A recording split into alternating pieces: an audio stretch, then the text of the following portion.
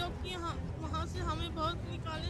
हमें बहुत कष्ट था, घर वाले बाहर नहीं जाने देते थे, कहते थे कि ये सही नहीं है, कि इसको कुछ भी मत दो, इसको कपड़ा नहीं दो, इसको खाना नहीं से जोड़ा जाए। तो आज मैं इस तरीके से हूँ कि मैं यहाँ बैठ तक नहीं सकती। मैं पैर पसार के बैठती हूँ, मैं बैठने के लिए डॉक्टर ज़मीन पे मना की, लेकिन आज मैं पति होते हुए भी मेरे पति कमा नहीं सकते क्योंकि वो बीमार पड़े हैं, पिताजी भी बीमार पड़े हैं। अब मैं उनकी दवा मैं खुद करा रही हूँ। मेरी नौकरी चली गई है।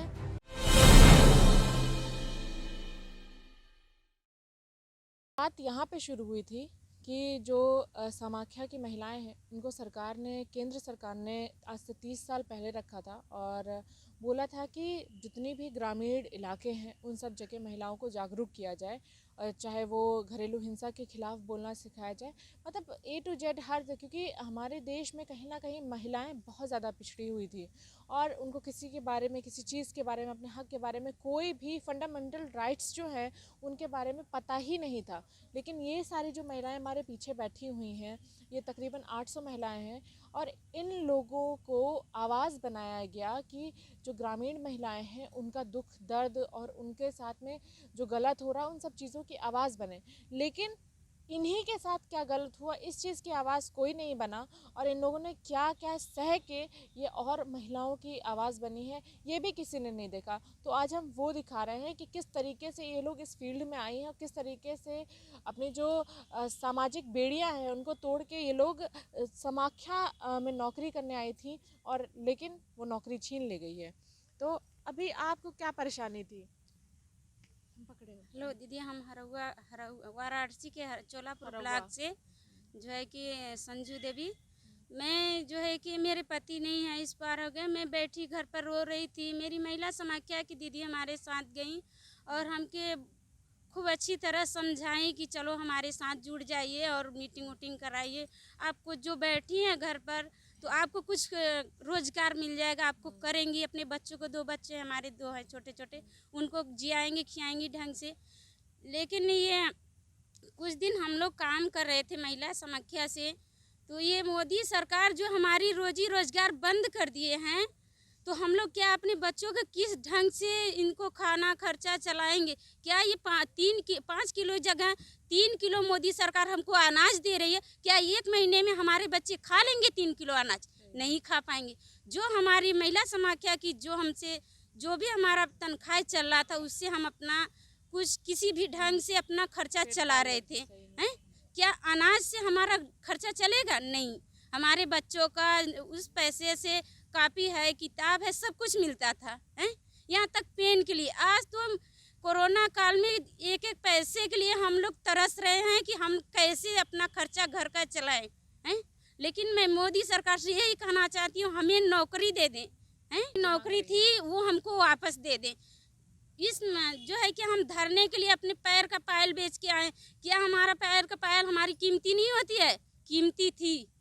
अगर हमारी नौकरी मिल जाएगी तो हमें ये है कि हमारी नौकरी मिल जाएगी तो हम पता नहीं कितने ही पैर का पायल बना लेंगे। इसीलिए हम जो है कि मोदी सरकार से धन्यवाद करती हूँ कि हमको नौकरी दे दे। सही में। तो इस समय सबसे ज़्यादा जो इन लोगों के लिए ज़रूरी है, जो इनकी चीज़ है वो इनको वापस कर दी जाए और जिससे ये अपना गुजर बसर करते। किसी से भी अचानक से अगर ये तो खाली महिलाओं की बात करें, अगर पुरुष की भी बात करें, अचानक से अगर उनकी रोज़ी रोटी छीन ली जाए तो उनके साथ बहुत सारे लोग जुड़े होते हैं, उनके बच्चे, उनकी बीवी। ऐसे ही ये जो महिलाएं हैं ये इंडिपेंडेंट महिलाएं हैं, इनके साथ इनके बच्चे और इनके पति जुड़े हुए हैं, उनकी भी एक तरीके से रोज़ी रोटी चलेगी। आप कुछ कहना चाह रही थी? बोल दीजिए, क्या परेशानी हुई आपको? नहीं मेरी आँख में गोली निकल रही है। अच्छा, आँख में दर्द हो गया। अच्छा, आ जाइए, आ जाइए। तो देखिए इस तरीके से जो महिलाएं हैं वो परेशान हैं। एक अभी आंटी और बैठी थी यहाँ पे। क्या क्या दिक्कत आई आपको, क्या परेशानी है? जी जी, मेरा नाम प्रमीला है और मैं गोरापुर से हूँ।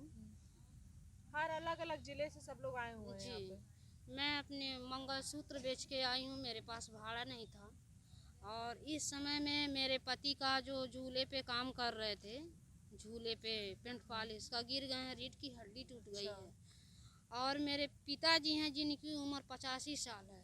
मेरे बच्चे भी नहीं हैं। मैं दोनों लोगों को जो है जब आप ही एक इकलौती जी, कमाने वाली पति हैं। होते हुए भी मेरे पति कमा नहीं सकते क्योंकि वो बीमार पड़े हैं, पिताजी भी बीमार पड़े हैं। अब मैं उनकी दवा मैं खुद करा रही हूँ। मेरी नौकरी चली गई है। ये 5 किलो जो अनाज दे रहे हैं, मैं अपना खर्चा चलाऊँ, खाना खर्चा चलाऊँ या मैं दवा कराऊँ। मुझे यही कहना है कि सरकार जो है सोचती है कि आपके बेटे नहीं हैं। हम लोग ज्ञापन देने जाते हैं तो कहते हैं आपके पति नहीं हैं, आपके बेटे नहीं हैं। हर चीज में तो पुरुष चाहिए होता है, कुछ भी करो तो पुरुष चाहिए होता है। उन्होंने कहा कि आपके घर में और कमाने वाला नहीं है, आपके पति नहीं है। उनके पति हैं लेकिन मेरे पति कमाने की स्थिति में नहीं है क्योंकि वो उनकी हड्डी टूट गई है और मैं मजदूरी करके मैं अपना घर का खर्चा चला रही हूँ। मैं खर्चा तो मेरा माननीय मुख्यमंत्री जी से ही मांग है कि मेरा जो सम्मान था, मेरा जो अधिकार था, मेरा जो नौकरी था वो मुझे वापस करें। और जब तक ये मुझे मिलेगा नहीं, हम यहीं रहेंगे। मेरे पिताजी अगर मर गए तो उनके जिम्मेदार भी वही होंगे। सही में, क्योंकि जब खाना ही नहीं चला पाएंगे, खाना ही नहीं सही से खा पाएंगे, तो दवा नहीं कर पाएंगे तो कैसे काम चलेगा। आप क्या कह रही थी आंटी? हमारा समस्या है बहुत बड़ी, बहुत दिन हो चुके हैं। हमारा बच्चा 4 महीने का रहा है गोदी में, तो हमारे पति एक्सपायर हो गया है, खत्म हो चुका है। 7 महीने का बच्चा जब 4 महीने 4 महीने का बच्चा जब और 3 बेटियां रहा, 1 बेटा रहा। उसके बाद घर से घर वाले लोग कोई साथ नहीं दे, कोई किनारा दिखाई नहीं देता है। ये जिंदगी कौन देता है आज के टाइम में? कोई नहीं अपना खून साथ नहीं देता तो और किसी की क्या ही बात करा जाए। 28-29 साल के मेरे पति रहा जब खत्म मेरे में। कुल 8 साल शादी के अंदर बीच में 4 बच्चा हुई गए। उसके बाद यह ज़िंदगी ऐसी जियन कि हमें जानी थी। लगा रहा है कहीं अब जब बच्चा पली हैं तो कैसे पली हैं, और अगर इतने बड़े आदमी पापा नहीं रहे जो कोई की व्यवस्था करती, सहयोग तो बाप परिवार गरीब हो चाहे अमीर सब कर, थोड़ा बहुत जो कुछ कर पाए। फिर 1000 से ने 2004 में है नौकरी मेरी 2 साल बाद शुरू करें। 1000 रुपये समाख्या वाली में करें शुरू करें, और सीतापुर से है नाम। उसके बाद कैसे है ज़िंदगी जियन है कि सर साक्षी है, कुछ सोचन ना मुड़ के 1000 रुपये में कैसे 1000 शुरू में लगे रहन। उसके बाद धीरे धीरे फिर सहयोगी पद बढ़ा, आगे बढ़ा। तो लोग यहाँ करें रोयन तो मेरी औरतें सहयोग गाँव करी सिखाएन, हम सब कुछ काम करें आज तक करें। और बच्चा वही हिसाब से पढ़ लिख रहा है, जो कुछ गरीबी में पढ़ाए रहे हैं। ठीक, हर चीज़ रुक गई, कैसी तकलीफ उठाएं, घर में हुआ तो ठीक, ना हुआ तो ठीक। आज यहाँ स्थिति है कि सब्जी केरी मतलब सब्जी और बच्चन पढ़ाई लिखाई तो धरो किनारे पर, सब्जी चलाना हमारी ज़िंदगी का मुश्किल है कि कैसी तकलीफ उठाएं। 15-16 साल 18-19 साल थे कि हम यह जानी थे, लेकिन वही के बाद यह नौकरी चली गई। अब कुछ समझ में ना आया तब कि मौत है कि नौकरी, दो पर लगी बात। अगर नौकरी नहीं है तो ज़िंदगी खतरे में खड़ी है। जब खाना नहीं खा पाएंगे तो उससे ज़्यादा कौन जिंदा, बिना रोटी के कौन जिंदा रह पाता है? हर इंसान को रोटी चाहिए होता है, और सबसे ज़्यादा उन महिलाओं के लिए चीज़ है कहाँ से करिएगा, कुछ नहीं कर पाए ना, कुछ नहीं कर पाएंगे। बहुत बड़ा मुश्किल कठिन कहानी है। आप कुछ कहना चाह रही थी? जी, मेरा नाम जो मेरा मायका है थोड़ा सही परिवार से था, और मैं एक हाथ के विकलांग हूँ। इस विकलांग की वजह से मेरी शादी एकदम बिल्कुल गरीब परिवार में हुई, और मेरे पति जो रिक्शा चलाते थे। जब मैं ससुराल में आई तो हमारे सास ससुर बहुत ताना मारते थे, कहते थे कि ये एक हाथ के है, इसको मत रखो, इसको छोड़ दो। फिर जो है कि महिला समाख्या जो कार्यक्रम चलता था, ये दीदी लोग हमारे घर पहुंची। हमें जब पता चला तो ये लोग कहीं कि चलो हम तुम्हें काम देते हैं। फिर ये लोग जब हमें महिला समाख्या में थोड़ा 1000 रुपये तक का काम मिला, 1 महीने में 1000 मिलता था। फिर हमारे पास साल नहीं थी तो ये लोग हमें साल दी, चप्पल दी, सब कुछ दी। और ये लोग बताएं कि नहीं ये भी एक महिला है, इसको काहे इतना प्रताड़ित करते हैं। सब मिल के मीटिंग की वहाँ पे। तो वहाँ जब हम थोड़ा सा पैसा कमाने लगे तो वो लोग हमारा सम्मान करने लगे। लेकिन आज ये हुआ है कि जब थोड़ा सम्मान मिलना शुरू हुआ तो हम जब ये नौकरी ख़त्म हुई तो फिर हम जहाँ के तहाँ चले गए, फिर हमें सम्मान मिलना ख़त्म हो गया। और फिर नौकरी बहुत ज़्यादा ज़रूरी होती है। अगर नौकरी आप कर रहे हो तो तक सम्मान मिलेगा, जब तक पैसा ला रही हो घर में तब तक तो सम्मान है, और पैसा लाना तुमने बंद किया, सम्मान कहीं नहीं है। रिश्तेदारी में कहीं कोई सम्मान नहीं करता है।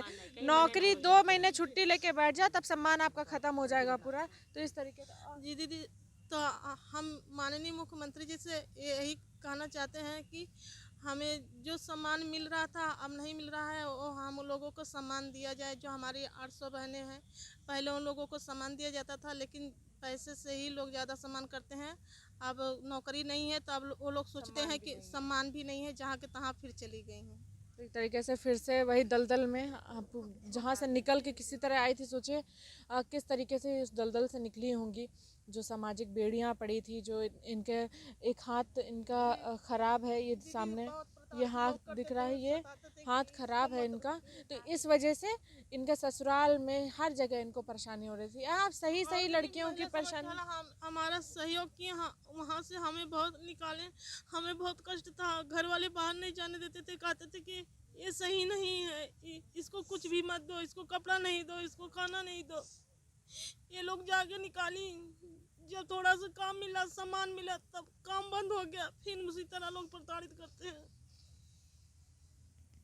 देखिए, इनके आंसू कोई गलत नहीं है, ठीक है, और महिलाओं को हानि होती है अगर वो घर से बाहर निकलती है, तो ये जीता जाता है। यहाँ पे आपको हम साफ साफ दिखा रहे हैं कितनी परेशानी होती है। सिर्फ अगर वुमेन एम्पावरमेंट की बात करते हैं, वुमेन एम्पावरमेंट लोग चिढ़ाना अब शुरू कर दिए हैं कि भैया समाओं के लिए बोला जाता है, महिला अपना वुमेन एम्पावरमेंट का झंडी गाड़ने पे वुमेन एम्पावरमेंट की बात नहीं हो रही। यहाँ पे एक समानता का अधिकार की बात हो रही है कि जीने दो, कम से कम जिस तरीके से पुरुष समाज हमारे देश में जीता है ना, उस तरीके से उसका 50% भी अगर महिलाओं को जीने देना, तो ये ज़िंदगी इन लोगों की बोझ ना रहे। आप कुछ कहना चाह रही थी? मैम, हम ये कहना चाह रहे थे कि जब मैं महिला समाख्या की शुरुआत हुई, मैं अपने घर से पता नहीं किसी तरीके से निकली, तो मेरे पति बहुत जुआरी और शराबी थे, वो भी नहीं निकलने देते थे। और मेरे घर के ऐसे ऐसे ताने, जैसे सभी ने बहनों बताया, उसी तरीके से मेरे भी होते। फिर जब मैं नौकरी करते करते फिर उनको मैंने बाहर निकाला, मजदूरी करने लगे, तो मेरी कुछ और वो चलने लगी। मेरे 2 बच्चे हैं और बच्चों की मैंने शादी किया। फिर उसके बाद में मैं यहाँ, मेरा पैसा नहीं मिल रहा था, मैं यहाँ धरने पे आई। धरने पे लगातार धरना रखा गया। फिर उसके बाद में क्या हुआ कि किसी न तरीके से पैसा तो मिला, लेकिन मेरी उसी दिन से इतनी तबीयत यहाँ से ख़राब हो गई, मेरे कमर की हड्डी डिस्क हो गई बैठने से। और उसके बाद में मेरे पैसा ना मिलने के कारण या नौकरी ना मिलने का कारण मेरे जो है हार्ट की बीमारी हो गई। मैं आज इस तरीके से बीमार हूँ कि मेरा पीजीआई से इलाज चला, मेरा घर मकान और खेती थी जो मेरी, वो सब बिक गई। मेरे पास कुछ भी खाने का नहीं है कि मैं किस तरीके से मैं अपनी दवा करूँ या कुछ भी करूँ। ये हालत है। तो मेरी यही है सरकार से कि मेरी जो 800 बहनें हैं, मेरी जैसी बहुत सारी इसमें वो है, तो मेरी नौकरी गई है, मुझे कहीं ना कहीं समायोजित किया जाए, मुझे रोजगार से जोड़ा जाए। तो आज मैं इस तरीके से हूँ कि मैं यहाँ बैठ तक नहीं सकती, मैं पैर पसार के बैठती हूँ। मैं बैठने के लिए डॉक्टर ज़मीन पे मना किए, लेकिन आज मैं सभी लोगों ने इतनी ठंड में बैठ के, और मेरी सारी रात दर्द होती है, मैं परेशान हूँ, बेल्ट लगा के मैं यहाँ बैठी। देखिए, इस तरीके से यहाँ पे जो महिलाएं हैं वो परेशान हैं, और हमने दिखाया है एक एक महिला, अगर शुरू हो जाए और जो 800 महिलाएं, इनके बारे में अगर बात करने लगे ना, तो लोग सुन नहीं पाएंगे। मैं खुद नहीं सुन पा रही, उनकी अगर सुनने को मिल रही है तो मैं सुन नहीं पा रही हूँ, तो आप क्या देख पाएंगे। अभी थोड़ी देर बाद आप सब, कोई भी होगा चैनल हटा देता है, लेकिन ये सब जेन्युइन परेशानी है, हर एक महिला को ऐसे फेस करना पड़ता है। अब जब बाहर निकलती है या बाहर नहीं भी निकली है, अगर उनके घर में कोई कमाने वाला नहीं है, तो ये सब जितनी महिलाओं से हमने बात करी है, ये खुद ही अपने घर को चला रही। किसी का पति है, किसी का पति नहीं है, किसी का पति बीमार है, तो इस तरीके की चीज़ें ये लोग फेस कर रहे हैं, और सरकार ने इनसे रोज़गार छीन लिया है। ये लोग यहाँ पे बैठे किस हालत में बैठी हैं, पैसे नहीं हैं और लोगों का साथ नहीं, परिवार का साथ नहीं है, लेकिन फिर भी यहाँ पे बैठी हुई हैं, लड़ रही हैं, सिर्फ इसलिए कि इनका जो रोज़गार छीना गया है वो दोबारा मिल जाए। और देखते हैं कि इन लोगों की जो मेहनत है वो रंग लाएगी कि नहीं लाएगी। हम लोग की यही कोशिश रहेगी कि हम लोग किसी तरीके से जो बात है आपकी वो सरकार तक पहुंचाएं और सरकार इन लोगों को दोबारा वैसे इनकी नौकरी दे दे, ताकि ये लोग कम से कम कुछ नहीं उस पैसे से कर पा रही थी, लेकिन हाँ इतना ज़रूर था कि ये लोग भूखी नहीं रह रही थी। तो अभी ये नौबत है कि इन लोगों के पास खाने के भी पैसे नहीं हैं, जिसके लिए आज यहाँ पे बैठी कोई अपनी पायल बेच के यहाँ पे आया है, कोई अपना मंगलसूत्र बेच के यहाँ पे आया हुआ है। तो इससे गिरी नौबत तो कोई आ ही नहीं सकती, और इससे ज़्यादा शर्म की कोई बात नहीं होगी कि महिलाएं जेवर बेच के रोटी नहीं कमाने आई बल्कि धरना पे बैठने आई हैं। सोचिए कितनी ज़्यादा ये ख़राब चीज़ है कि लोग जेवर ख़रीदते थे वो बेचने इसलिए था, वो इसलिए होता था कि रोटी खा ले, लेकिन रोटी यहाँ नहीं मिल रही है। यहाँ पे सिर्फ अपना रोटी कमाने के लिए, रोटी खाने के लिए अपने जेवर बेच रहे हैं। देखते हैं सरकार इनकी बातें कब सुनती है। बस आशा करते हैं कि सरकार जल्द से जल्द इनकी बात सुन सके। कैमरामैन शिवम के साथ शोभनी Verma, Lucknow. Subscribe now and press the bell icon. Never miss an update.